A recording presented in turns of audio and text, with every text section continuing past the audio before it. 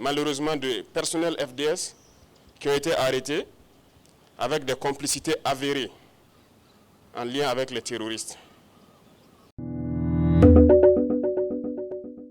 Ce 6 août 2024, le président du Faso, le capitaine Ibrahim Traoré, a présidé la cérémonie de montée des couleurs au palais présidentiel de Koulouba. Il a par ailleurs invité le personnel de la présidence du Faso à s'investir davantage pour l'avènement d'une indépendance réelle de notre pays. Le 4 août 1984, le Nord-Burkina Faso est né avec le drapeau que nous venons de monter. Les armoiries, l'hymne national, tout a été changé. C'était un espoir de pouvoir donc donner un souffle nouveau à notre pays.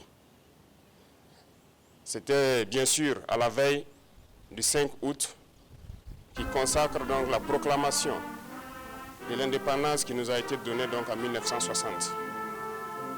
Alors je souhaite que nous puissions travailler et faire en sorte que l'année prochaine, à cette même célébration, que nous soyons en train de consolider l'indépendance réelle que nous sommes en train de nous battre aujourd'hui pour acquérir.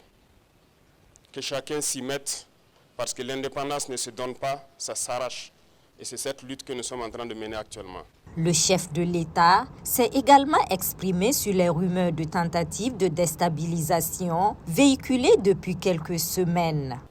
En effet, depuis très longtemps, nous suivons effectivement une cellule dans un pays voisin qui est dirigée par des services de renseignement occidentaux, dirigés principalement contre notre pays.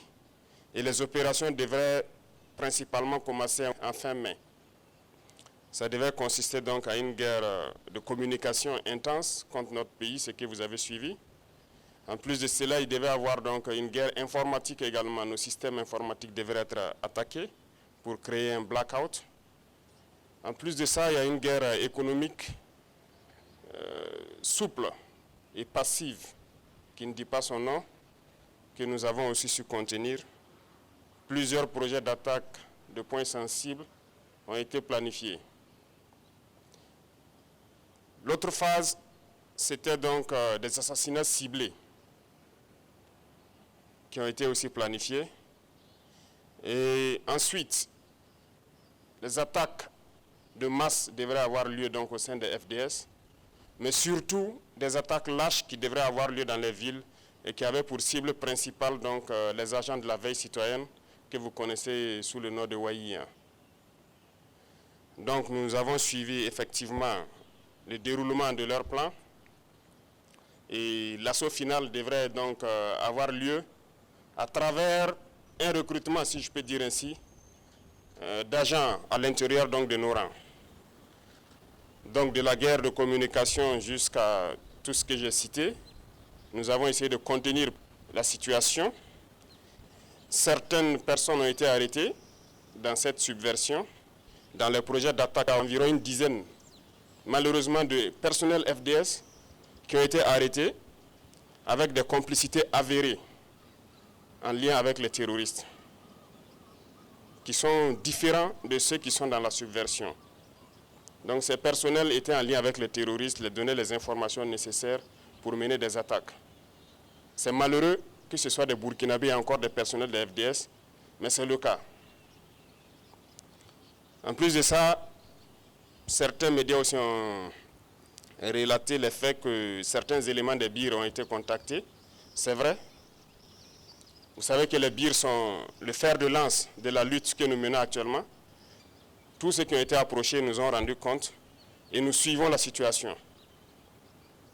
C'est malheureux de vouloir rester à l'extérieur et de manipuler des soldats à l'intérieur pour faire ce que vous voulez. C'est insulter l'intelligence de nos soldats et tout le monde l'a compris. Je pense que ces officiers qui manipulent sont tous à l'extérieur et ils continuent de leur travail depuis l'extérieur. Ce n'est pas honorable pour un officier d'agir ainsi. Je pense que pour plus de dignité, ce serait bien qu'ils rentrent et qu'ils mènent eux-mêmes leur projet. Et nous les attendons.